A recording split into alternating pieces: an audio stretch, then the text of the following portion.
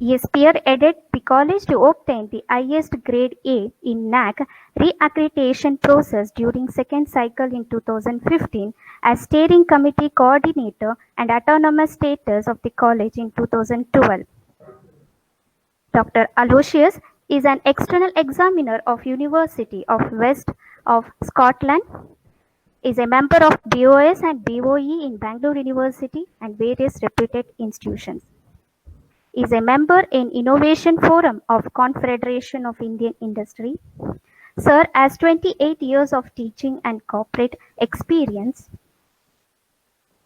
On behalf of IQAC team, I would like to welcome Dr. Aloysius Edward. Over to you, sir. Thank you, ma'am. Thank you very much. Thank you for Professor Jerome, Principal of Indian Academy Degree College, for this wonderful opportunity to interact with all the learned colleagues. Thank you, Professor, for this wonderful opportunity. We appreciate the IQAC of Indian Academy Degree College for this wonderful platform for sharing our little knowledge on the given topic. Thank you very much, IQAC members, IQAC, for organizing this wonderful platform. Thank you, dear teachers. Shall we proceed, sir? Jerome, sir, can you proceed? Yes, go ahead, Dr. Aloysius. Thank you for attending. Thank you. Yes, welcome. Thank you. So I'll share my. Your PPT. Yes, sir. Yes, I'll do that.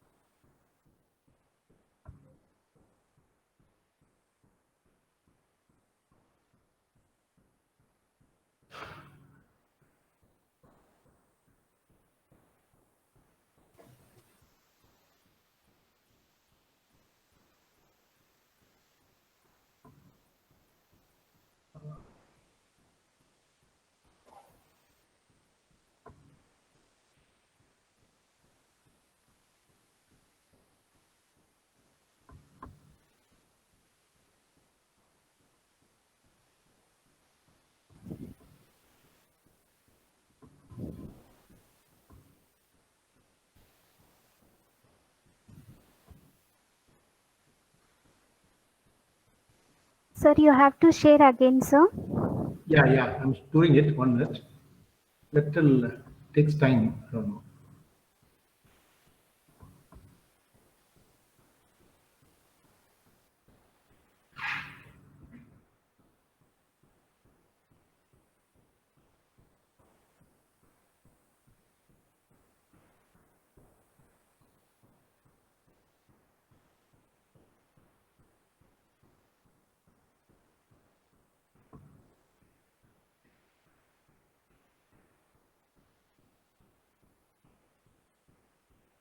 Now, can you able to see that, ma'am?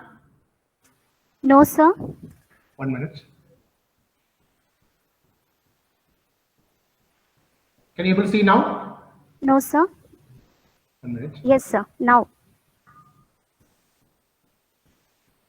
Can you able to see, ma'am, now? Yes, sir. You do the height, sir. There in the top of height and share. Yeah. So can you able to see, ma'am? Yeah, Yes. now it's clear. Now it's clear, ma'am. Hello. No, sir. No, sir. It has gone back. Yeah. 1 minute. Now can you see? Yes, sir. Yes, we can see, doctor. We can see. Can you proceed? Yes, you can proceed. Yes, sir. It's very clear. So, yeah, once again, thank you very much, Professor Jerome, for this wonderful opportunity to interact with all of you. Once again, we appreciate Internal Quality Assurance Cell of Indian Academy Degree College Autonomous for organizing this excellent session. Thank you for this opportunity to share my little knowledge on outcome-based education.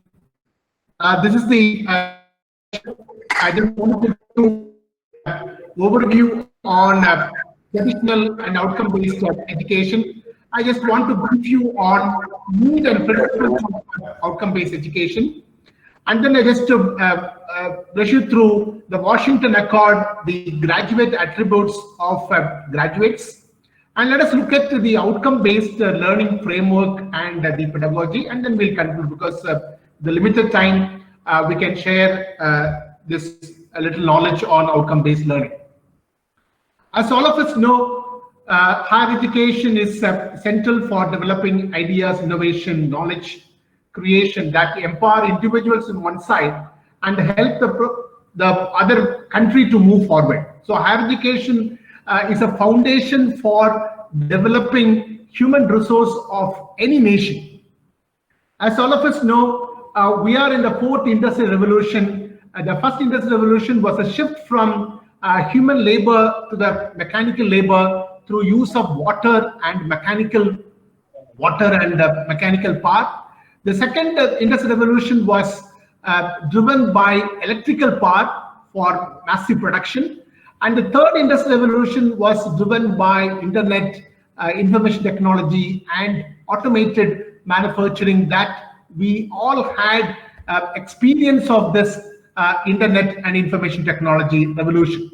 So today we are in fourth industrial revolution, which is being driven by the top 10 technologies, which include automated robots, simulation, additive manufacturing, augmented reality, horizontal vertical integration, the cloud, the cyber security, artificial intelligence, and Internet of Things. So gone are those days we teach our children A for apple, B for ball, C for cat, and D for dog. The time has come to teach our children A for artificial intelligence, B for big data and blockchain, and C for cloud computing, and D for data analytics, and so on. So today in the class may not be relevant for the students 5 years down the line. So we are preparing graduates for jobs which are not available today. We are preparing graduates for jobs which are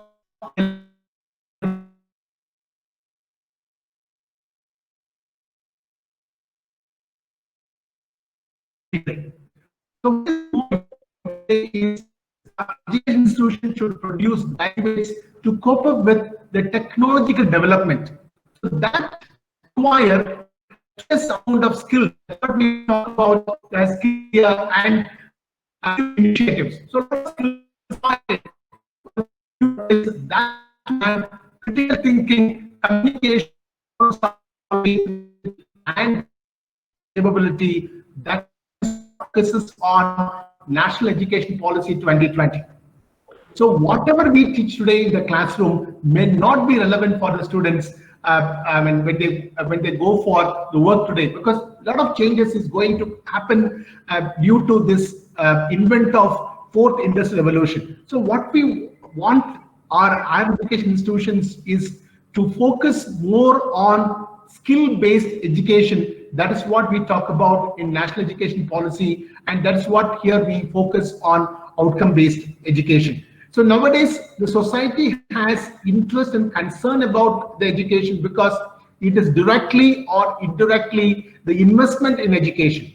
So as all of us know, all the stakeholders of our higher education, students who are the major stakeholders, parents, employers, and the faculty, of course, and the management, and these stakeholders affect the education institutions' actions, and they are being affected by the actions, objectives, and policies of education. So what is more important is the national goals are achieved only through education. So any country, the economic progress of any country, it depends on the allocation or the importance what is given for education, especially for higher education. That is what the focus is on National Education Policy, which is moving from budget from 4.3% on GDP, and we are moving towards 6% of GDP, which is the focus. That's a focus on National Education Policy 2020. The stakeholders want the outcome from education in the form of knowledge, attitude, skills, and values, what their children get and learn through their curriculum or program of higher education institutions. So hence, it's a joint responsibility of education institutions to develop programs and courses which are outcome based. So the principal question or the pertinent question asked when the students graduate from the college is no longer be what do you do to obtain your degree? What do you do to obtain your degree? That is not a relevant question today. That is not the pertinent question today. The relevant question today is what can you do now that you have obtained your degree?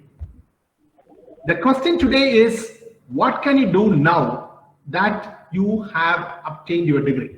So the emphasis is on the outcome of the education.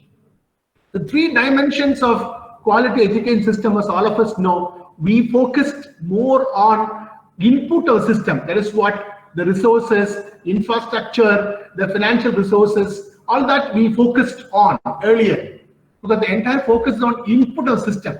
So by default, every higher education institution should have all these resources by default. So national education policy does not focuses on resources of the education institution. It is mainly focuses on the skills of the students. So what happens with the system? That is what the curricular, co-curricular activities, extracurricular activities. Today we talk about. There is no question of co-curricular, extracurricular activities. All those activities are known as curricular activities. All these activities are empowering the students to transform them into holistic individuals. The output of system is the products or the results of education. That is what the current emphasis, the holistic individuals or the employable graduates. So we, as an higher education institutions, we cannot provide them the employment. We are not employment exchanges to provide them the jobs, but we make the students employable. We make the students ready for any type of situations so that they will be lifelong learners, they will be self-learners. So we need to produce graduates with that type of ability to learn, relearn, unlearn new concepts whenever it comes, so that they will be fit into any kind of industrial transformation or any kind of industrial developments. So with this introduction, I just want to focus on the main challenges of 21st century education. The main challenge of 21st century education is how to improve student engagement continuously. As all of us know, today we deal with students who are born post 2000. So we are dealing with the students who are born after 2000. So we call them as Gen Z, because getting their attention, because they are all fully, used to all these technological gadgets. So getting their attention inside the class is very, very difficult. So the main challenge today for the teachers is engaging students effectively.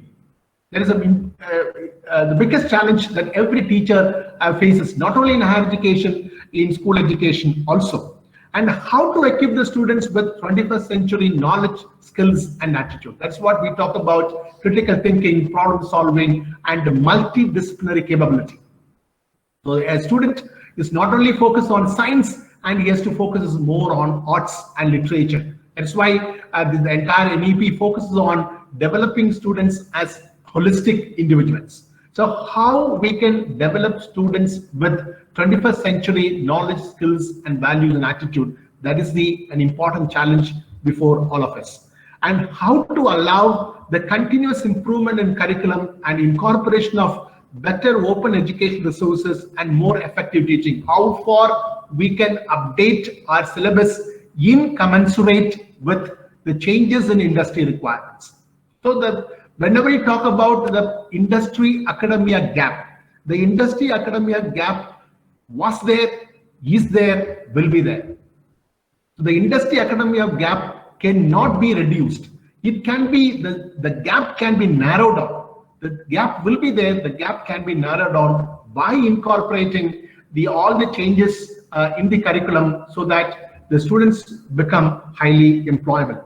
And how to ensure the examination system reinforces teaching learning. That concept we will see in detail in the next presentation. How our examination system becoming valid, and we make the exam system is highly validity and accuracy in terms of examination system, and how to ensure the lifelong learning. That's what we talk about. How we make students as lifelong learners and self-learners, so that students can learn whatever change is happening in the industry, and they become highly updated in relation to the industry development. So how we make students as lifelong learners and self-learners, and an important challenge that we are having it. And how to teach large class, that's another important challenge. How we as a teachers, we have an assumption we cannot take classes for more than 60 students. We cannot take classes for more than 100 students. We cannot take class for more than 120 students. In an MBBS class, because all of us know MBBS is the highest professional qualification among all the professional degree. The MBBS degree is the highest professional qualification that everyone will agree to it. But in MBBS classroom, what is the total strength in the class? When you take first year or second year MBBS classroom, the total strength in the class is 150, because the batch intake is 150. So as all of us know, a student who cannot clear in first year MBBS cannot go to second year MBBS. A student who cannot clear in second year MBBS cannot go to third year MBBS. So the second year MBBS, you find students who were the old pass out batch, maybe there inside. So you may have, the doctors may find 160 students or 170 students inside the class. So how a doctor addresses 150 or 170 potential doctors inside the class? By incorporating technology. We have to incorporate technology in our teaching learning through learning management system. We call them as Moodle or LMS system, so that we can engage a large class very effectively. So these are all the important challenges that we have in this 21st century education. There is every teacher has got all these challenges. As an institution, we have all these challenges, and we'll have to move forward in our education journey along with these challenges, converting these challenges as an opportunity, and then we need to move forward. So with this, I just want to focus on second part of the discussion today is we all moved away from traditional education system. All the higher education institutions moved away from a traditional education system. As all of us need to understand, what is called traditional education system is described as teacher-centered lectures, curriculum-centered and formal. In other words, transmitting the information from one teacher to another student. That's all. Just transmitting the information, it becomes highly teacher-centered. The traditional learning style provides a learner with knowledge or skills or both, but they are not coupled with a specific context. So the learning takes place in the vacuum and cannot be regarded as the outcome-based learning. So it belongs to input part of the learning process. So it is only the one-way traffic, and there is no student participation in the learning process. So it was a rigidly structured curriculum process without any stakeholder participation in the decision-making process. But we have moved away, all the higher education institutions in our country moved away from this traditional education system, and we are in the middle of the outcome-based education and traditional education system, and there is a paradigm shift. But this NEP 2020 will make all the higher education institutions to move completely into outcome-based education. The aim of education is, all of us know, to prepare the students for life in the society. As all of us need to make it very clear, we are preparing students not for jobs. We are not preparing students for career. We are preparing students for life in the society and for performing tasks. So it is the intention of the outcome-based approach to focus much on the process of learning and the final outcome or the result as on the knowledge and skills. So the purpose of outcome-based education is to increase the knowledge skills of the learners. There is the paradigm shift. There is a paradigm shift from traditional system to outcome-based education. In traditional system, the learners are passive. Here, the learners are active. In traditional system, the approach is exam-driven, and here the learners are assessed on an ongoing basis. That's what we have, a continuous internal system. We have moved away from the traditional system, and we have a continuous internal assessment. And in traditional, the root learning is encouraged. That is the The memorizing capability is encouraged, and students memorize things and they come here. But same thing is continuing in some courses, and then we love to move forward in testing the critical thinking, reasoning ability, reflection, action are encouraged here.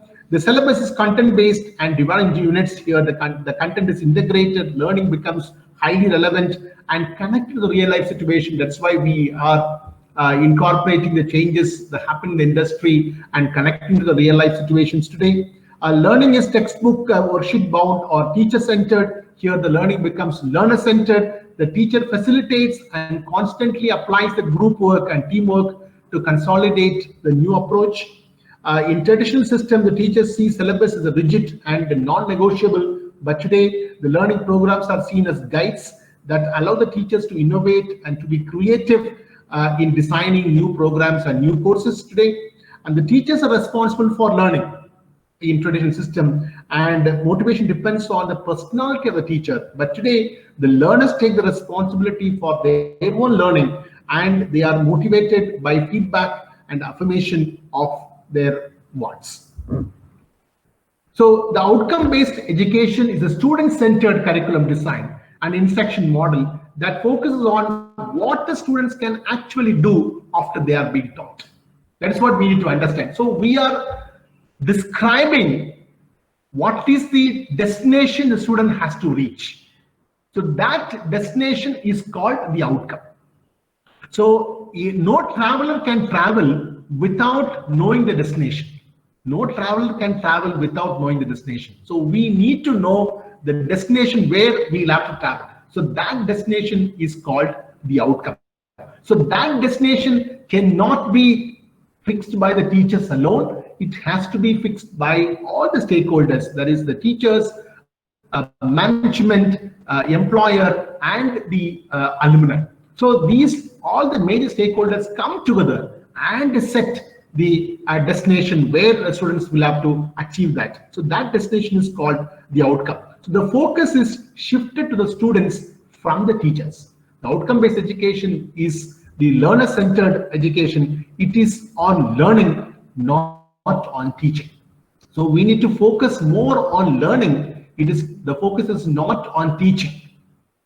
And the OBE is an approach to programs or course design and teaching and learning that focused on what the students are expected to learn and to do, rather than what the teacher expects to teach and do. So here the focus is not on teachers, the focus is not on teaching, the focus is on learner. The focus is on the learning. So OBE ultimately implies what is important for teachers to be able to do, determining the outcomes. What is the goalpost? What is the destination point? So that destination point need to be fixed very, very precisely. Very, very precisely it has to be fixed, not only by the teachers, but by all the stakeholders also, including alumni and the employer. And thereafter, developing programs for learning, we'll have to develop the processes that which include co-curricular, extracurricular, and curricular activities, and implementing it, assessing the learner on a continuous basis, whether to ensure that ultimately the learning takes place or not. That's what we require, that continuous assessment to make sure that this particular learning takes place or not. So it aims at equipping the learners with knowledge, competence, and orientations needed for a success after they leave the institution. The key principle of OBE states that all the activities, the teaching, assessment, are geared towards not on what the teacher is going to teach, but what the outcome of that teaching should be, and what the learner is supposed to do, and at what standard, at what level. So it addresses the 4 key questions. 1, what do we want the students to have or to be able to do? So what type of skill set a student should have, that need to be fixed. So that skill set, that's what the skill set or the outcome, what the student should achieve, that will vary from one institution to another institution. So the outcome which is fixed by MIT, the outcome which is fixed by Harvard Business School cannot be achieved by IIT Madras or IIT Kharagpur or IIM Bangalore, because every institution in the world is unique. Every higher educational institution in the world is unique. So we cannot replicate the outcome of institution A with the institution B, because institution A has a unique set of resources, facilities, faculty expertise, and the quality of input of students.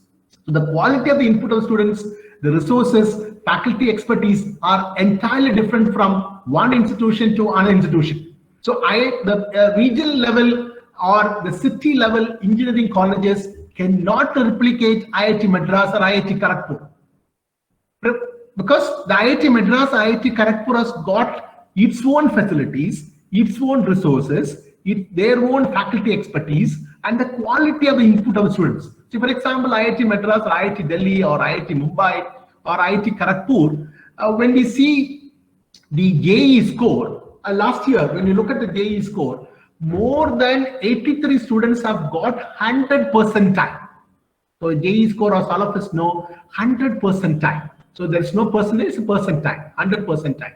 So what would be their first choice? Their first choice would be either IIT Madras or IIT Delhi or IIT Kharagpur. Okay. And when you look at the CAT score, last year, 117 students, 117 students have got 100 percentile, 117 students. So these students, what would be their first choice? The choice will be IIM Ahmedabad or IIM Bangalore, IIM Calcutta. Okay. So when we have all these students will choose only IIM Ahmedabad or IIM Bangalore or IIM Calcutta. So the quality of the input of the students is entirely different from one institution to another institution. So when we fix the outcome, we cannot replicate the outcome of institution A or outcome of institution B, because they fix the outcome based on the quality of resources they have. See, for example, IIT Madras, they can have a course on robotics. Because when we buy because you cannot have practical classes without robots. So we need to have a robots inside our lab. So one robots cost about 2 crore or 3 crore now. So can a local engineering college or the city level engineering college can afford to buy one robots? They cannot. But IIT Madras, IIT Kharagpur can have, because it's all centrally funded institution, they can have. Okay. So if we have a course on, say, MATLAB, so MATLAB is one of, all of us know, MATLAB is one of the software tool. So we have a course on MATLAB. So if the institution does not have a MATLAB, can they offer a course on MATLAB? They cannot. So, or we should have a faculty expertise to teach the particular course. So unless we have the resources, facilities, the quality of the faculty and the quality of the input of students, we cannot offer that particular course, or we cannot describe the outcome. So the outcome of every institution is differ from one institution to another institution. It's entirely different. So we cannot replicate the outcome of other institutions. So what do we want the students to have? What type of skill set they should have? That differs from one institution to another institution. Second, how we can help the students to achieve it. So here, we teachers are known as facilitators. We teachers are known as mentors. We teachers are known as guide to help the students to achieve that outcome. So we are traveling along with the students to reach their destination. We are not reaching the destination. We teachers are not reaching the destination. We make the student, we become as the mentor, we become as the guide to help the institution, to help the students to achieve that destination. So that is called the teacher's role. The teacher's role becomes a guide here. And how will we know that whether the students have achieved it or not? Through proper continuous assessment and evaluation.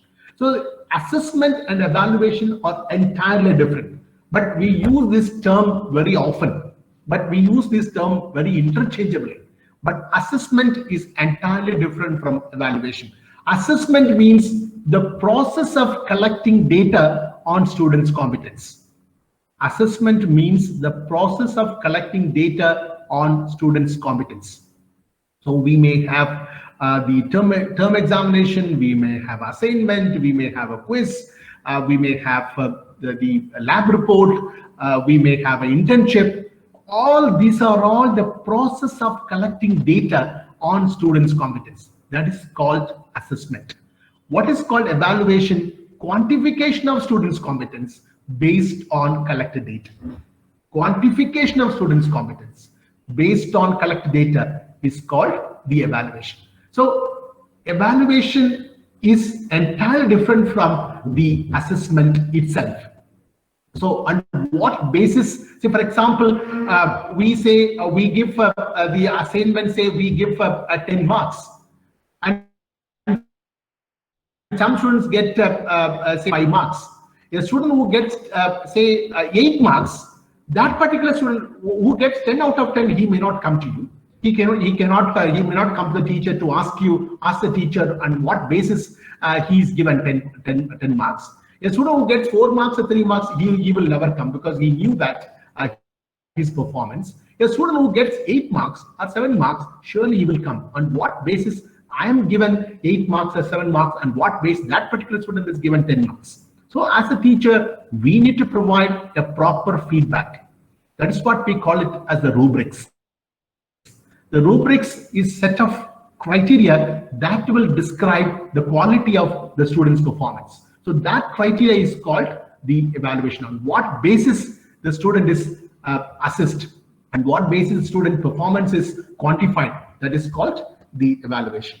So how do we ensure that, how do we make sure that the particular student has achieved it or not? So that's what, so through assessment we come to know, whether the student has achieved that particular outcome or not. So we make the assessment as valid. This is what we talk about here, validity of an assessment, or we call it as the reliability of an assessment. There are two things here. One is validity of an assessment, another one is reliability of an assessment. Validity of an assessment means, and what we have certain outcome, we have a defined outcome, whether our question paper is reflecting those outcomes or not. The intended outcome is being tested or not. If it is not tested, that means that particular assessment is not valid. And for example, what is called reliability of an assessment? A student who got 80 marks or who got say 90 marks in a particular examination, after say 1 month he is coming back, the same question paper is given to the same student. Okay, will he get 90 marks? Will he get 90 marks? So same question paper is given after 1 month. Will he get 90 marks? Okay, so he will say, sir, I forgot. I knew everything, but I forgot. That could be one of the answer. Sir, I remembered all those things, but now I cannot recollect. That means we are testing his comprehension ability. We are testing his memorizing capability. So our question papers are at the knowledge level. Our question papers are not at the application level or at the analysis level. The moment we give question paper relation to application level or analysis level, then that a student cannot forget whatever he has studied. Okay, so the quality of a mission, cannot deteriorate over the period of time, provided it is given a proper maintenance. So same way here, a student will not forget any type of concept that they have studied if a question paper relates to application oriented. So that's what we talk about here, the reliability of an assessment. So whether this particular assessment methods, whatever we have employed, whether that will test whether a student has achieved that particular outcome or not. The particular student could not achieve the outcome. That means we need to find, sometimes the outcome what we have set cannot be achieved by students, so we'll have to revise the outcome itself.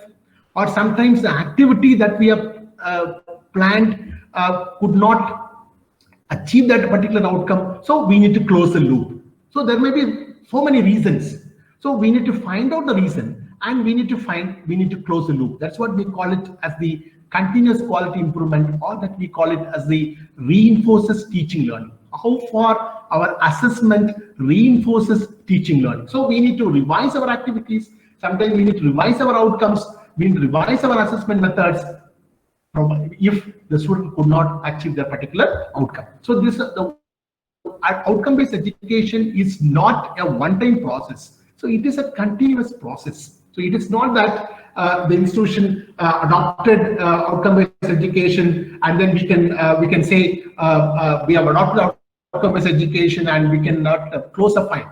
So it is not a question of closing the file. So it is a continuous process. So that's what, if the student could not achieve the outcome, we need to revise the outcome, or we need to re-look into the activities that we have planned. We need to re-look into the assessment method we employed. So we need to come back again.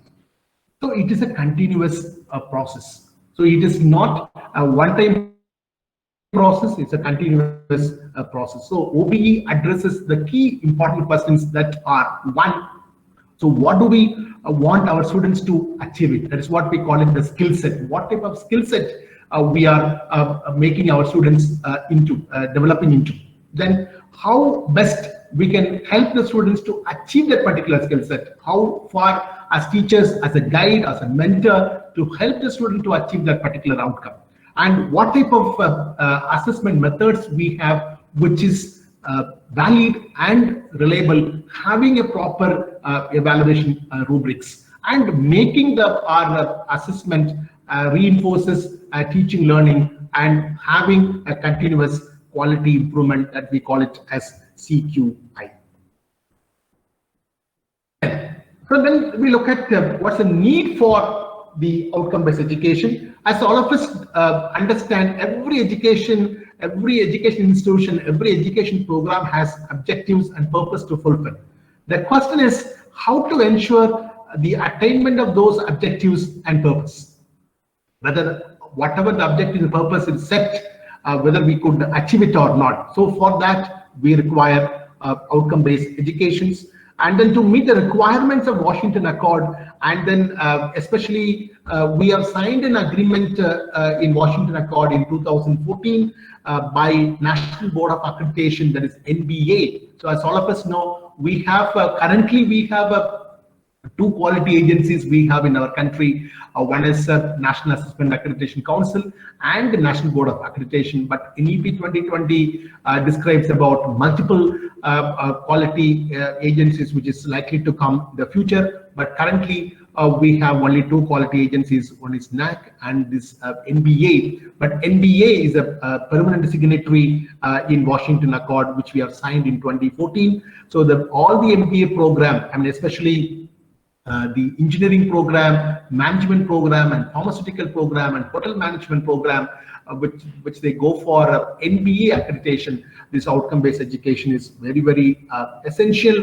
And when we go for our NAC accreditation, also currently there are 50 marks is allotted for the outcome-based education. There is criteria 1, which talks about criteria 1.1, which talks about program outcomes and program-specific outcomes and course outcomes, how far it is catering to local, regional, national, and global needs.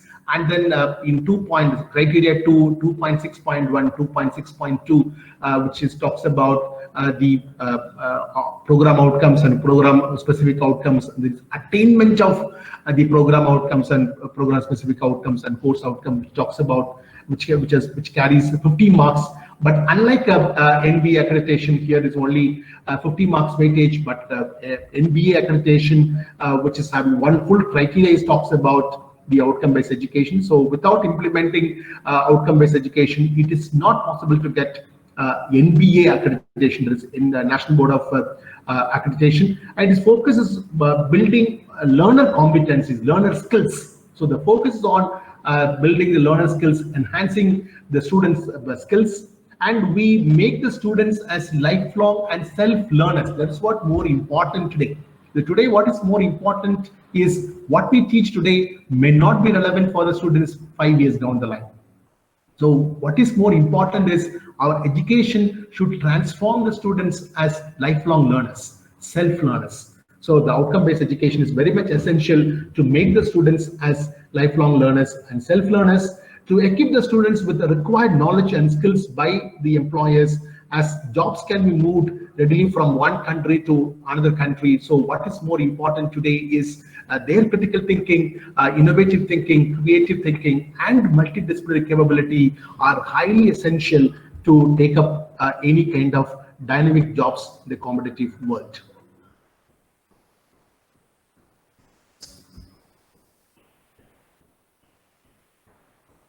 So next, I just want to talk about the principles of OBE.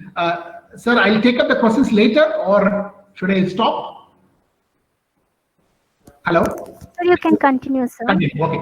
Yeah. Then I want to describe about the principles of outcome-based education, which is given by Professor William Spady, who is a sociologist and the father of outcome-based education. And he has given the principles as SCDE.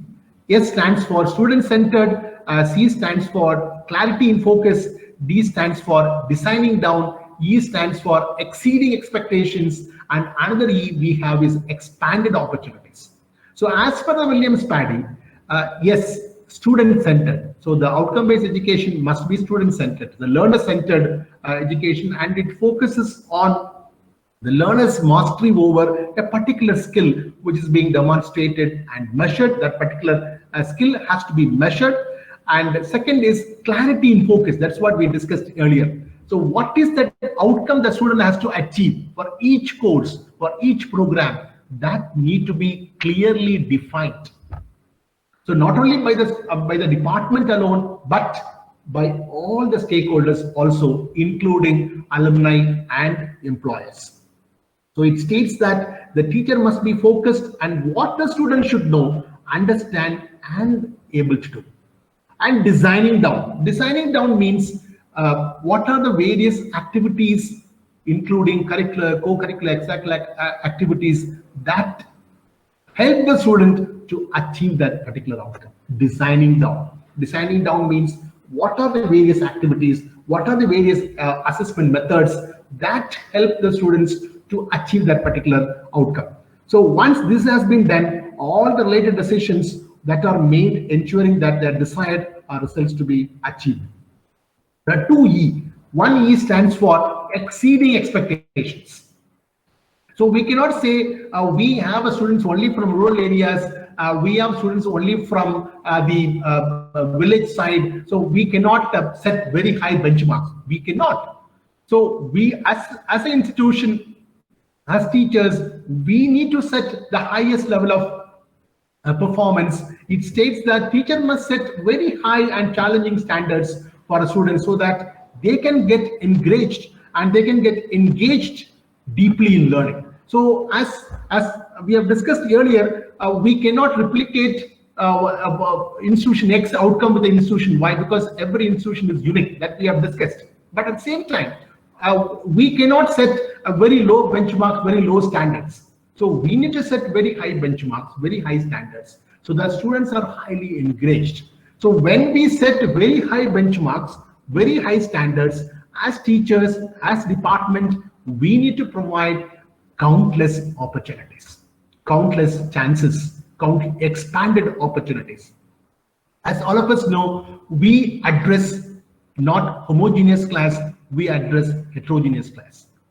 We never address homogeneous class. We always address heterogeneous class. Every class is different. Every section is different. Every student is unique. Every student is a gift of God. So we cannot make sure that all the students will learn same time at the same speed. We cannot, because every student is coming from different socio-economic background, different cultural background, and different family background. So as teachers, as department, we need to provide them countless chances and ways to show the students that they have met with their objectives. Not all the learners learn the same thing the same way at the same time.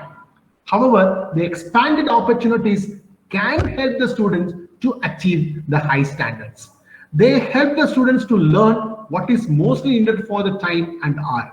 The principle is based on the belief that all the learners can learn the same stuff the same way at the same instant. We cannot assume all the learners will learn the same way, the same approach, because every student is unique based on their socio-economic and cultural background. So as teachers, as department, we need to provide countless opportunities, expanded chances, so that every student can achieve high standards and high benchmarks. So the key principle of outcome-based education is it must be student-centered, it should not be teacher-centered, and what is the skill set the student should have, what type of outcome the student should achieve, that need to be properly fixed, and it must be clarity in focus. It must be very clear for the students and for the teachers and for all the stakeholders also. So clarity in focus, and we need to have a designing down all the activities, all the programs, whatever we design should make the students to achieve a particular outcome. And when we set our benchmark, we need to set a very high benchmark, very high standards. That's what we call it as exceeding expectations. When we set high benchmarks, high standards, we need to provide countless opportunities, expanded chances, so that every student can achieve the highest and challenging standards, which is set by the students, which is set by the department. The second next part is the implementation of outcome-based education. It is adopted in Australia and South Africa in 1990s. United States since 1994. In other parts of the countries also adopted in 2008. European Union also is adopted in outcome-based education. This Washington Accord was created in 1989, and US got implemented. In 2014, we signed an Washington Accord agreement, including our country signed.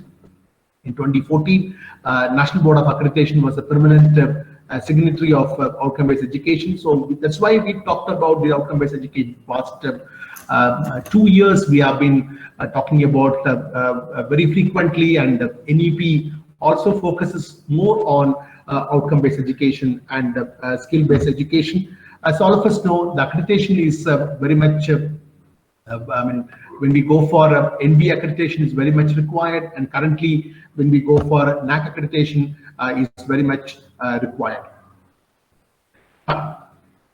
Before we move forward to outcome-based learning framework, I just wanted to discuss about graduate attributes given by Washington Accord predominantly for engineering program.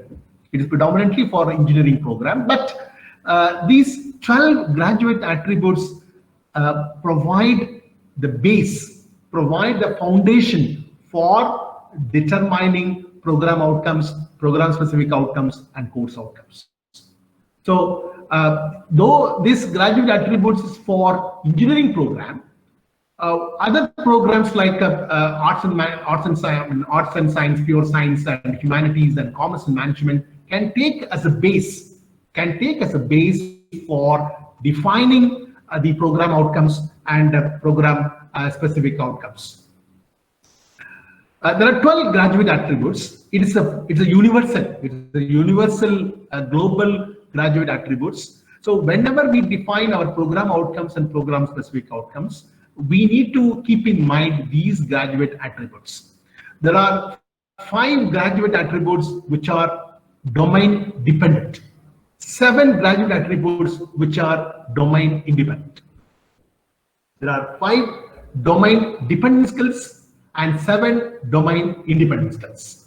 So the 5 domain dependent skills describe about program specific outcomes. That's what we call them as PSO. So PSO describe these domain dependent skills. POs, program outcomes, describe domain independent skills. There are 7 domain independent skills that will be the base for program outcomes. 7 domain independent skills that will be the base for domain program specific program outcomes, and 5 domain independent skills. 5 domain dependent skills. These are all 5 domain dependent skills will provide the base for determining program specific outcomes. So PSO and PO. So these are all the PSO, program specific outcomes. One is here there are 6 important skills that we are talking about. That is the knowledge level and the comprehension level is a low order learning as per the Bloom's taxonomy. So here we need not focus more on a knowledge level and the comprehension level. So knowledge level, comprehension level, we call them as a low order learning, low order learning skills, or that's what we call them as a low order domain. So we focus more on, especially in higher education, we need to focus more on high order domain specific. The high order domain specific is one, the ability to, that's what here we call them as a skill. What is the ability to apply whatever he has learned in the comprehension level, the knowledge level to the new situation. So if we take any discipline, you take commerce, or you take management, or we take chemistry, we take physics, we take English, or we take history or political science or engineering program, electrical engineering or electronics engineering, we teach them various principles, theories, structures and concepts and terminologies, all that we teach them. And how a student can apply all these theories, principles, structures, terminologies to a new situation. So how we can able to apply in a new situation. So here we are not talking about Newton law. So here we are talking about how the Newton law can be applied to new situation. So here we are not talking about algebra, how the algebra can be applied to new situation. Here we are not talking about management principles, how management principles given by Henry Foyle can be applied to a new situation. I'm talking about all the discipline. So here, ability of a student to apply in a new situation, whatever he has learned, the knowledge level, the comprehension level. There is the theories, concepts, terminologies, principles, structures, whatever you have studied in his discipline, how we can able to apply in a new situation. That is called ability to apply. First skill. Second skill is ability to analyze. How we can able to analyze the complex problems into a sub problems, or into how we can able to break down the complex problems into sub components. That's what we call it, ability to analyze. Then opposite, the analyzing ability, opposite is synthesizing ability, ability to integrate, ability to build a structure. That's what we call it as a synthesizing ability, ability to synthesize. And the fourth one is ability to evaluate, ability to investigate, ability to make assumption. That's we call it as ability to evaluate. Then fifth one is ability to create. How a student can able to, after studying web designing course, can he able to create a new website for a college, a new website for an NGO, new website for a company, after studying a web designing course. After studying a programming language, can he design a new programming code for a particular problem? Create. After studying a literature, can he able to write a poem? Can he able to write an essay? That's what we call it, ability to create. So ability to apply, ability to analyze, ability to synthesize, but in the modern term, synthesize includes the create, ability to evaluate, and ability to create. So these are all domain dependent skills that describe program specific outcomes. So program specific outcomes, which include ability to analyze, ability to apply, ability to synthesize, ability to evaluate, and ability to create. So what type of skill set every program is focusing on, what type of skill set every course is focusing on, that need to be described very clearly. That's what we call them as the course outcome or the program specific outcomes. Then there are 7 domain independent skills. There are seven domain independent skills which include ability to work as a team. So as an individual, he has to form a team in an organization. He has to form a team in an institution. He has to work as a team. So what is his ability to work as a team? That is the first domain independent skill. How we can able to communicate well, both written and oral communication. Written communication without spelling mistakes, without grammatical mistakes. Can he able to converse easily? Can he able to write without spelling mistakes and grammatical mistakes? Ability to communicate and ability to be socially concerned, because he's living in a society, he's living in an industry, in a particular company. How he can, what is his ability to be socially concerned? And in the current modern terms, he has to be a holistic individual. How he can able to be ethical, honesty, integrity. So how we can able to be ethical, and how we can able to be environmentally concerned. It is called environmental concern. How we can able to draft a report, how we can able to draft a budget. That is called the project management and finance, and how we can able to be lifelong learner and self-learner. So these are all 7 domain independent skills that describe program outcomes. So these program outcomes, okay, so you take any program outcomes, these program outcomes should describe these 7 domain independent graduate attributes, which are ability to communicate, ability to work as a team, ability to be ethical, ability to be socially concerned, ability to be environmentally concerned, ability to draft a report and budget, and ability to be a lifelong learner and self-learner. Okay, now, so another 15 minutes, I just want to spend time, and then we can open up for discussion. Now, how we can implement this OBE framework in an institution. So, because it's a very long process, so we cannot describe the entire process within 1 hour, because it's a very long process. As every institution has got its own vision and mission. Every institution has got its own vision and mission. And every program, so we may have a 20 here program, what we meant is a BA, BSc, BCom, BE, these are all called programs. So every program has got program educational objectives. So we'll understand, we'll try to make it clear what is called objectives, what is called outcomes, that we'll make it clear. Program education objectives.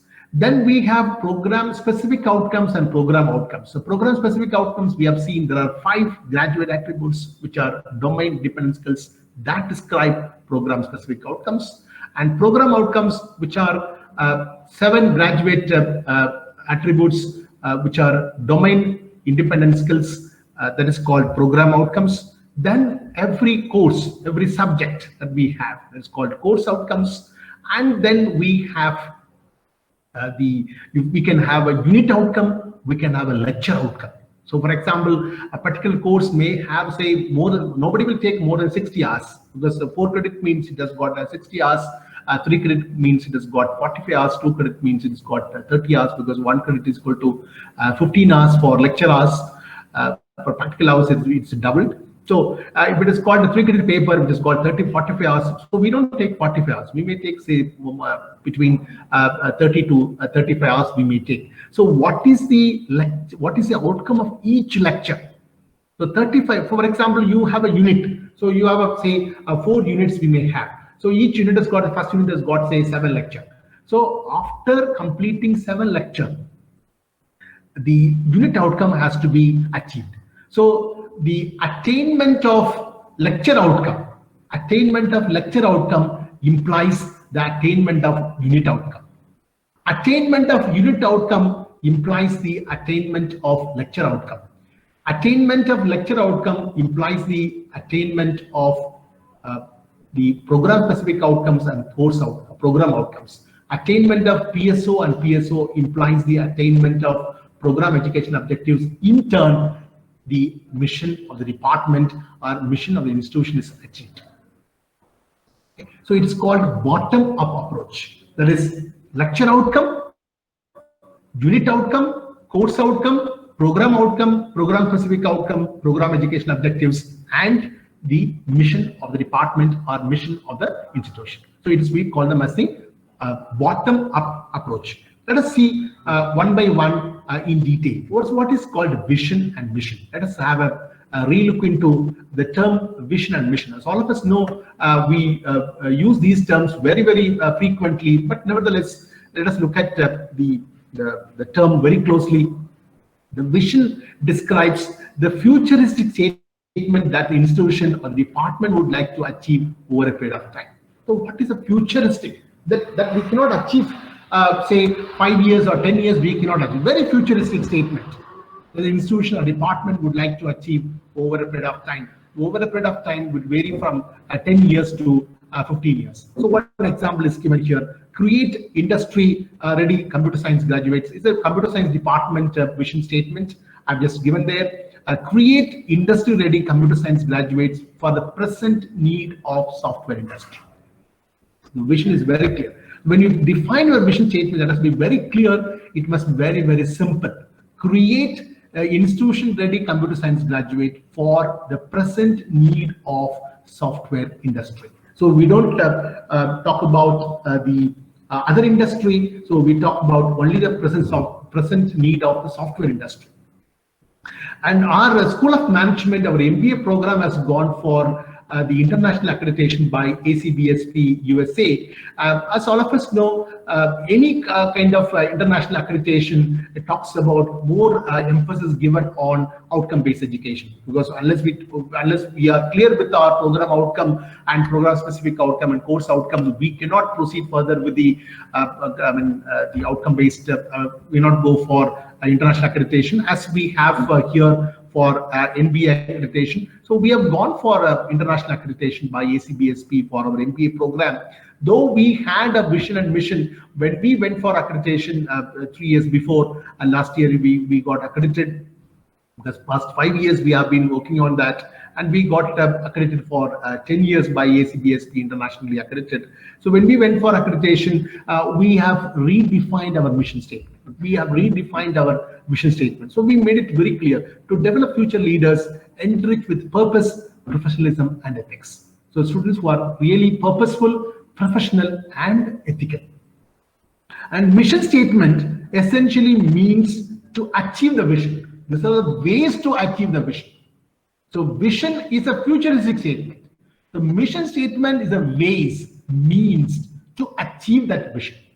That is called mission statement. So based on the create industry-ready computer science graduate for the present need of the software industry, where is well-defined mission statement offer a well-balanced curriculum. Well-balanced curriculum, instruction and practical experience, because it's the computer science graduates. So practical experience to produce skilled graduates with leadership and managerial capability, managerial quality for the modern software industry. So when we define your mission statement, the mission statement can be broken down into 1 or 2 components so that the attainment level can be easily achieved. So look at that mission statement. It can be broken down into 3 components. 1, offer a well-balanced curriculum, instruction, and practical experience. So it talks about domain-dependent skills. Domain-dependent skills. Offer a well-balanced curriculum, instruction, and practical experience talks about domain-dependent skills. To produce skilled graduates with leadership, managerial quality, that is, talk about the domain independent skills, domain-independent skills for the modern software industry. Okay? So you should be able to break down. And you should not write 3 statements. We need to write only 1 statement because it's called mission statement. It's not mission statements. It's only mission statement. So we should write only one statement, but we should be able to break down into one or two components, sub-components, so that easily we can find out the attainment of mission statement later on. Now let us look at the difference between objectives and outcome. What's the major difference between objectives and outcomes? So we have program education objectives, we have program outcomes and program specific outcomes and course outcomes. So objectives means what the program offers. So for example, we have an MA English program, so we have a MSc Biochemistry program, and we have a MCOM program. So what does this particular program offer to the students? That is called objectives. Objectives will expose the students what the major areas. That is called the objectives of program objectives, program education objectives. So outcome we have discussed earlier. So what the learner is able to do after completing a particular course or after completing a particular program, that is called outcome. That is called, we call them as a goalpost, we call them as a destination. That is called the outcome. Objectives means what does the program offer to the students. That is called program education objectives. So some examples are given for the outcome. Okay. So from the NSC listed companies, analyze is the measurable outcome. So we cannot, that's what here we use the Bloom's taxonomy. Bloom's taxonomy for cognitive, psychomotor and affective domain. The three domains we talk about. One is cognitive domain. Cognitive domain talks about thinking skills. A plus B, 5 square, 8 square. Okay. That's what we balance sheet or Newton law. These are all called the cognitive thinking. It's called cognitive skills. We call them as the thinking skills. Second, psychomotor talks about action skills. So lab-oriented courses focus on psychomotor domain. And then we talk about affective domain. We call them as attitudinal skills or feeling skills. Affective domain. So all these domains have got 5 or 6 subdomains, and all these 5 or 6 subdomains have got their own measurable action verbs. So those measurable action verbs need to be used for defining program outcomes, program specific outcomes, and course outcomes. So program education objectives, let us see in detail. It defined as a qualities or specific goals describing the expected achievements of graduates in their career or professional life after graduation. After graduation, what a student can do that? What does a program offer? That is called program educational objectives. So these objectives, as we have discussed earlier, should be aligned with vision and mission of the department, because attainment of program education objectives implies the attainment of mission statement. So mission statement, the program education objectives should be aligned with the vision and mission of the department. And the program education objectives are broad statement that describe the career or professional accomplishments that the program is preparing the graduates to achieve. So what does a program offer? What type of accomplishment students can have? That is called program education objectives. So you can have between 3 to 5 program education objectives. You cannot have more than 5, otherwise the attainment we cannot compute. It's very difficult to compute the attainment level. So you can have a 3 to 5 program education objectives. It must be, when we define our program education objectives, it must be consulted with our own alumni, our employers, and the department and the management. We should have a broader consultation so that we can define our program education objectives so precise. It must be consistent with the mission of the institution, mission of the department. It must be manageable between 3 and 5. It should be achievable by the program. That's what we are here. We talk about program education objectives. So it must be achievable by the program. It must be specific to the program, not broad-based. It must be based on the current needs. So now learning outcomes. The learning outcomes, as we have said, what the student can able to do after completing a particular course, after completing a particular program. That's called learning outcomes. It must be specific, measurable, achievable. So it must have smart, specific, measurable, achievable, result-oriented, and time-bound. And we should not use the words, we should use the Bloom's taxonomy verbs for defining the program outcomes, program specific outcomes, and course outcomes. We should not use these words, understand, know, learn, appreciate. These are all English verbs, but these verbs are not measurable verbs. We should not use these words very completely different, such as. So these words we should not use because these words are not specific. Okay, and we should write the simple outcomes to the complex outcomes. So when we're designing your learning outcomes, it should be measurable and specific, and it should be concerned with the learner rather than with the teacher, because we should, when we define our outcome, we should be concentrated on the learner, because that's what I said, because every quality of the input of students is entirely different from one institution to another institution. Because we know what type of, because we take only the ordinary students, unlike the premier institutions. We take only the ordinary students and we make them extraordinary. We make them extraordinary through our training methodology.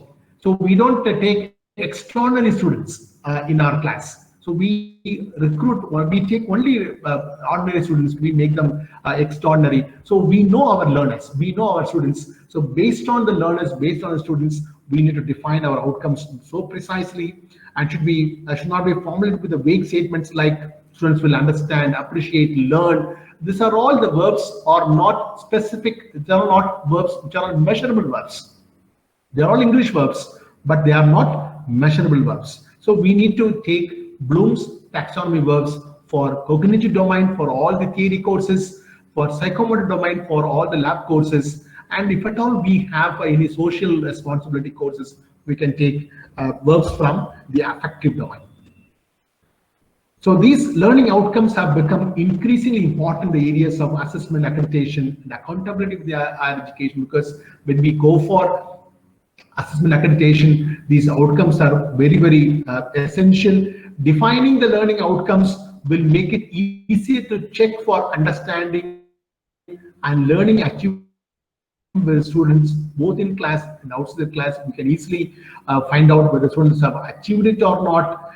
Students performing at the higher level can become more self-guided through their learning outcomes. With the internal learning outcomes, at one hand, the teachers have to plan their teaching learning strategies to support the attainment of these outcomes, because we as teachers, we are very clear at what level we need to teach, whether it's the application level or the analysis level or the synthesis level or the evaluation level or the create level. So we have only 5 levels. So what level we'll have to teach as the teachers, we are very clear with what the type of skill that we need to impart to students. Accordingly, we can design our teaching learning strategies. So with this, thank you very much, dear teachers. I have opened up for question and answers. Questions. As teachers, always we promote learning, we nurture creativity, and we touch the lives of students. We teachers are always students. We teachers are always lifelong learners. And our profession is the noble profession, and our profession is the mother of all the profession. That's why a lot of emphasis is given on teaching, a lot of emphasis is given on teachers, even on NEP, a lot of trust is given on building competencies of teachers. And we teachers are always students, we teachers are always lifelong learners. Thank you very much. Thank you, sir. It was a very wonderful and informative session. I'm sure the audience has benefited a lot from this session. Yeah. We will now move on to the question and answer session. Yeah, sure. We have a questions from audience, sir. Firstly, Yeah. Is national education policy based on outcome-based education? Yes, yeah. NEP focuses on NEP 2020 focuses on skill. NEP 2020 focuses on skill enhancement. So it is outcome-based learning. NEP focuses on outcome-based learning. So I mean, already UGC has come out with the outcome-based learning framework for the BA program. Already it has come out with the outcome-based learning framework for the BA program. So gradually it comes for all the programs. So 3 years down the line, 4 years down the line, we'll have to adopt outcome-based learning, and we'll have to adopt outcome-based assessment and evaluation, which makes our assessment valid and reliable. Yes, it's focused on outcome-based learning. Yes, that's true. Okay, sir. There is a question. Yeah. How do we design syllabus which can kindle inclusive, cognitive, and creative skills in the present virtual reality? Yeah. See, what we want, what type of skill we want from each course, that need to be clearly defined. Whether it is application level or analysis level or synthesis level or at the evaluation level or the create level. So what type of cognitive level that we are defining, that need to be clearly defined. Okay? So that is what we say. For example, a course, if we take any course X or course A, we take any course A. The same, say for example, a course on say artificial intelligence, or the course on say C++. The C++, for computer programming language, C++, it is being taught in IIT Madras. It is taught in IIT Madras. It's taught in IIT Kharagpur. It is taught in city level engineering colleges. It is taught in BCA student. The same program, same course is taught in MCA. So what level of skill that we are expecting? So that will vary from one institution to one institution. That will vary from one program to another program. So as teachers, we need to make it very clear. That we need to make it very clear what type of skill set that we need to develop. So that will vary from one institution to another institution. That will vary from one course to another course. So are we going up to the create level, or are we going up to the analysis level? Okay, so that will vary from one institution to another institution, depends on the resources what we have, depends on the quality of the faculty what we have, and depends on facilities what we have, and depends on the quality of the input of students what we have. That's what more important. Okay, so we cannot have a very high, create level, because quality of the input of students is entirely different. So if we have, we can have that. So that is what more important outcome-based learning. The outcome-based learning is what is more important is what type of skill set that we expect. So that skill set, employer and alumni, everybody is coming together. It's a joint process. It is not only the one-way process, joint process. So employer, surely he knew that what type of skill set this particular student from this particular college has got. So he will not expect the higher expectation. So if he goes for recruitment IIT Madras, his expectation is entirely different there. The same employer is coming to, the village side colleges or the, city down colleges. So his expectation is entirely different. So he will not come with that expectation. So an employer will be clearly known what type of skill set this particular students has got. Hope I have answered that question. Hello? So we have another question. Yeah. In case of online teaching, how do we measure learning outcome? Easily you can measure, even if whether it's online teaching or offline teaching, easily it can be measured, your outcome, provided you have defined proper rubrics. That's what more important. So what is the expected from the students' performance? That's what we call them as a rubrics. So if it is clearly defined and if it is communicated to the students properly, then we can easily measure whether you take a session through online or offline. It doesn't make any difference. But provided you need to be, the rubrics need to be properly defined and that need to be clearly communicated to the students, the expectation. Okay, so that is what more important. Yes. And online teaching, as all of us know, we cannot have a virtual, we cannot have a personal interaction. We cannot have personal interaction, and we cannot have a monitoring over what is happening when they are learning, what is happening when they're learning. We cannot have a monitoring because we cannot have physical monitoring. Okay. But a personal interaction with the teachers cannot be replicated through virtual interaction. Because personal interaction with the teacher is very, very paramount when we have for holistic learning and holistic teaching, because that cannot be replicated, that cannot be substituted. Personal interaction with the teachers cannot be substituted with a virtual interaction. But if we have a proper rubrics in our hands, so certainly if it is communicated to students well in advance, so we can measure the learning outcomes. Thank you, sir. There is a question: how to connect OBE with Bloom's taxonomy? Yeah, that's what I was saying. A lot of connection is there for defining the outcomes which are measurable. So as we have discussed earlier, the outcomes must be measurable, specific, and achievable. Specific, measurable, achievable. We cannot put a very high standard. That's what I said. Every institution is unique. Every institution is unique. We cannot set.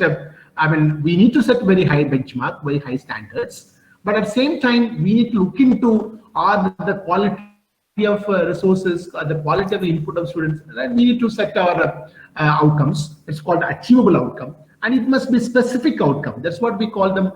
We cannot use the word different, such as, very, completely. These are all the words should not be used while defining outcomes, which are not specific. Measurable means when we say learn, understand, appreciate. So these are all the verbs are English verbs, but they are not measurable verbs. So these measurable verbs are given in Bloom's taxonomy. So there is a lot of connection. There's a lot of interrelationship between OBE and the Bloom's taxonomy. So we'll have to use those cognitive high order learning. What we discussed in this presentation is the application level, analysis level, synthesis level, evaluation level, and create level. So these are all high order learning. So those high order learning, what are these specific verbs need to be used, is clearly defined in Bloom's taxonomy. So that verbs need to be used while define our course outcome and program outcome, so that the outcomes becomes measurable. Thank you, sir. One more question. What are the requirements for effective implementation of OBE in UG programs like BCom, BBA at higher educational institutions? Yeah. So especially undergraduate program that we need to, when we implement all this, we need to have a proper clarity on departmental mission of the department. What is the, because department only offers this particular program. Though the institution is institution is providing this program, but department offers this program. So what is the mission of the department, and what is the program educational objectives? What does the BCom program offer? What does the BA program offer? What does the BSc program, BCA program offer? That need to BBA program offer, that need to be clearly defined. That's what we call them as a program education objectives. And then we need to define the program outcomes and program specific outcomes. Program specific outcomes are domain dependent skills.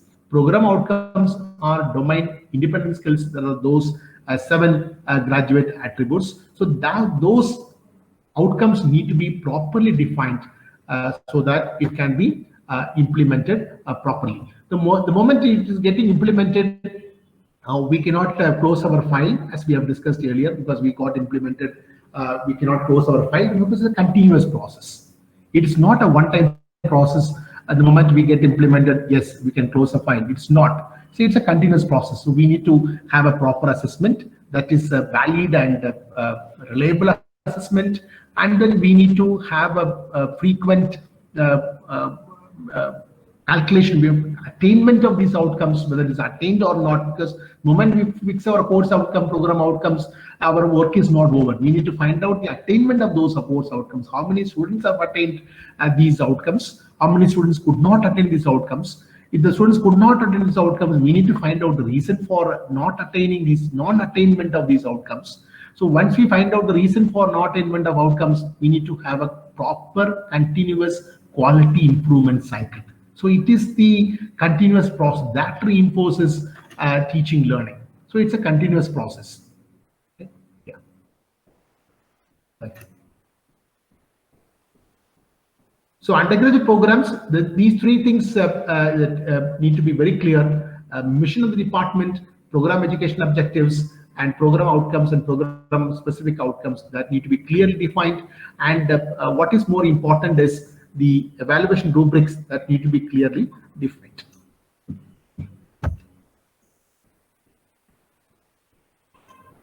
Yes, ma'am.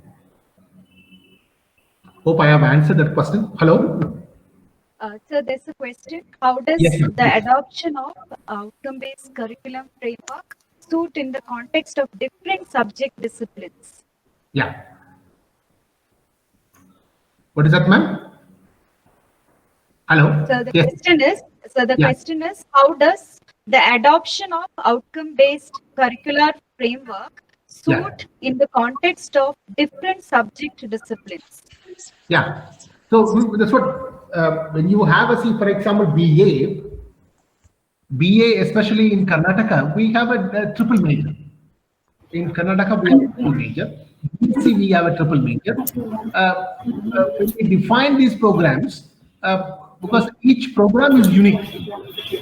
So, for example, journalism, psychology, and English literature, BA journalism, psychology, English literature, or we call it BSc, computer science, mathematics, and electronics. All these programs are unique programs. So, as teachers, that we need to understand very clearly, we need to come out with the unique program educational objectives, and we need to come out with the program-specific outcomes and program outcomes. So if we have that program-specific outcomes and program outcomes, in that case, you can define your course outcomes in that direction. So that's what more important. Teachers. Sir, excuse me, sir. Sorry for the interruption. I request Mrs. Revati and CK Prabhu to mute your audio. Kindly mute your audio, Mrs. Revati.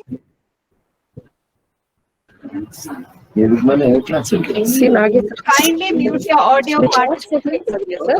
It's a request, please mute your audio. Sorry for the interruption, sir. My name is coming off in Hello.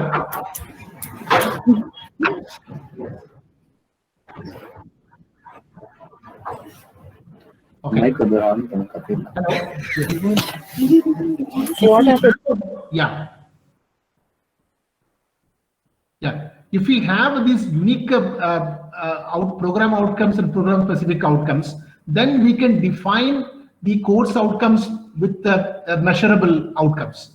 So if we have all this in place, and if we have our assessment methods and evaluation rubrics in place, certainly we can have a unique program. It all depends on the teacher who has got that holistic view on a particular, because the course outcomes cannot be determined by anybody else, because that particular course teacher has to determine, and it has to be discussed with the employer and the other stakeholders. So the course teacher should be thorough with the particular subject, and then it can be easily measured, it can be easily determined. Yeah. Hope I have answered the question. Hello? Hello? Yes, ma'am? sir. Thank you, sir. Yes, ma'am. Thank you. Hello? Yes. The last question. Yes, ma'am. Please. You can. Yeah. In a affiliated college, syllabus design is limited by university. In a search case, how we can create OBE? Yeah, I understand. I understand the affiliated colleges limitations, because limitations are there because its syllabus is given by the university. But syllabus is entirely different from the curriculum. Curriculum is entirely different from syllabus. Curriculum means syllabus plus something extra. That something extra is defined by the college.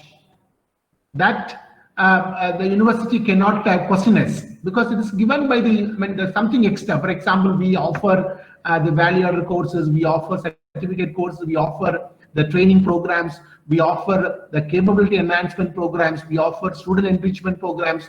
All these are all designed by the college. That no university can say you should not offer this particular value-added program, you should not offer this particular training program, you should not offer this student capability enhancement program. That no university can say that. So it is the responsibility of the institution to enrich the curriculum with with the inclusion of all these components: value-added courses, certificate courses, capability enhancement programs, student enrichment programs, and the skill development activities. So all these are all adding extra to the syllabus. So we understand the limitation of these outcomes, program specific outcomes, and course outcomes. That's all defined by the college itself. As the new education policy clearly states that 3 years down the line, 4 years down the line, affiliating system will not be there. So keeping in mind only, we are moving towards that. Affiliating system will be removed. It will not be there. We will not have affiliating colleges 3 years down the line, 4 years down the line. So you will have only the university constituted colleges, or self-governing colleges. So the affiliating system will go away 3 years down the line. So as teachers, that we need to understand that particular thing. So this is the responsibility of the institution to enrich the curriculum. That is not the syllabus is given by the university, but the curriculum is designed by the college. Curriculum is not designed by the university. The syllabus is given by the university. It's a responsibility of the institution to enrich the curriculum according to the needs of the current need, according to the current need of the industry. Yes. Thank you, sir. Our sincere thanks to all the participants for your activity. Any more questions? No, sir. Any more questions? No, sir. Okay. No, sir. Okay. Our sincere thanks to all the participants for your active participation. Thank you for your time and valuable insights, sir. Thank you. Thank you, sir. The talk was very insightful. Thank you, Professor Deepa. The success of any program is the fruit of the combined and earnest efforts of many. Gratitude is the completion of thankfulness. I now request Professor Leta, IQAC member, to propose the vote of thanks.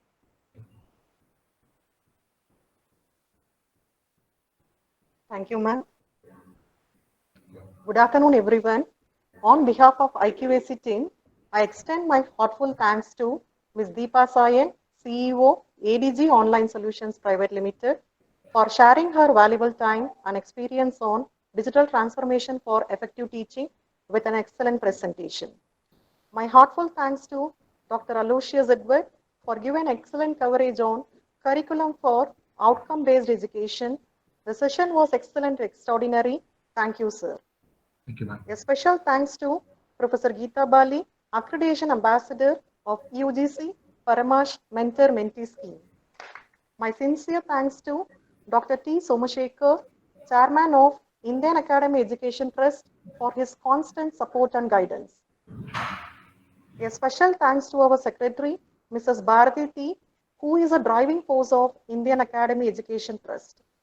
My heartfelt thanks to Dr. Srinidhi Parthasarathi, Chief Operating Officer, Indian Academy Group of Institutions, for his continuous support and monitoring. A special thanks to our beloved principal, Dr. Jerome Xavier, for being the catalyst that stimulated us to do our best and standing as pillar of strength. My heartfelt thanks to all the faculty members of Mentee Institution and our Paramash scheme, and also the faculty members from other institutions. Sincere thanks to the faculty members of IADCA. I thank Mr. Chandan, IT Manager, for his continuous support. An event like this cannot happen overnight. It requires planning and bird's eye details. We have been fortunate enough to be backed by a team of proactive and dedicated IQAC members who are well versed in their jobs. Last but not the least, my heartfelt thanks to the IQAC team members to make this FDP a grand success. Thank you all.